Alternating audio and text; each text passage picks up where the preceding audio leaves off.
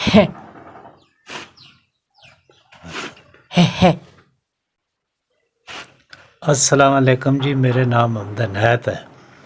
आप मैं हरनिया का मरीज़ हाँ, भट्ठे का मजदूर हाँ। जिहड़ी मजदूरी करना वो बस उद्दां ही असीं अपने करज़िਆਂ 'ਚ कटा छड्डने आं, घर दा कोई सर्कट नहीं चलदा।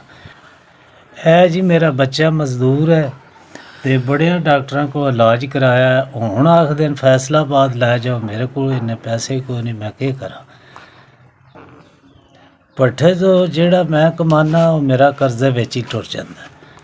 ਇਹ जी ज़हनी तौर बड़ा परेशान हाँ, कोई पैसा कोई नहीं, गुंजाइश कोई नहीं जेह्ड़ा इस बच्चे दा मैं इलाज करा लवां।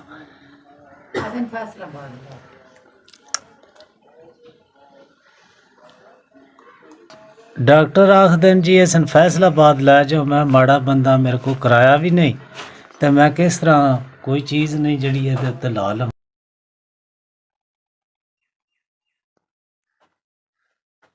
ਤੁਹਾਡਾ ਜੀ ਭਲਾ ਹੋਵੇ, ਮੈਂ ਫਿਰ ਸ਼ੁਕਰੀਆ ਤੁਹਾਡਾ ਕਰਨਾ। ਪਰ ਜਿਹੜਾ ਮੈਨੂੰ 8000 ਰੁਪਈਆ ਇਹਨਾਂ ਦਿੱਤਾ ਹੈ ਤੇ ਮੈਂ ਆਪਣੇ ਬੱਚੇ ਦਾ ਇਲਾਜ ਕਰਾਉਣਾ ਤੇ ਤੁਹਾਡਾ ਬਹੁਤ ਬਹੁਤ ਸ਼ੁਕਰੀਆ ਹੈ। ਭਲਾ ਉਹਨੇ ਅੱਲਾ ਜ਼ਿੰਦਗੀਆਂ ਦੇਣੇ, ਰੱਬ ਤੰਦਰੁਸਤੀਆਂ ਦੇਣੇ, ਅੱਲਾ ਬੱਚਿਆਂ ਨੂੰ ਆਪਣੇ ਮਾਲ ਜਾਨ ਦੀ ਖੈਰ ਖਰੀਅਤ ਕਰਨੇ, ਤੁਹਾਡੀ ਰੱਬ ਜ਼ਿੰਦਗੀ ਕਰੇ। ਤੁਹਾਡਾ ਭਲਾ ਹੋਵੇ ਜੀ, ਮੈਂ ਭੱਠੇ ਦਾ ਮਜ਼ਦੂਰ ਹਾਂ। ਅੱਲਾ ਤੁਹਾਡੀਆਂ ਜ਼ਿੰਦਗੀਆਂ ਕਰੇ, ਰੱਬ ਤੁਹਾਡੀਆਂ ਪਰੇਸ਼ਾਨੀਆਂ ਦੂਰ ਕਰੇ, ਰੱਬ ਦੀ ਜ਼ਾਤ ਤੰਦਰੁਸਤੀ ਦੇ। ਬਹੁਤ ਸਾਡੇ ਵਾਸਤੇ ਤੁਸੀਂ ਅੱਛਾ ਕੰਮ ਕੀਤਾ।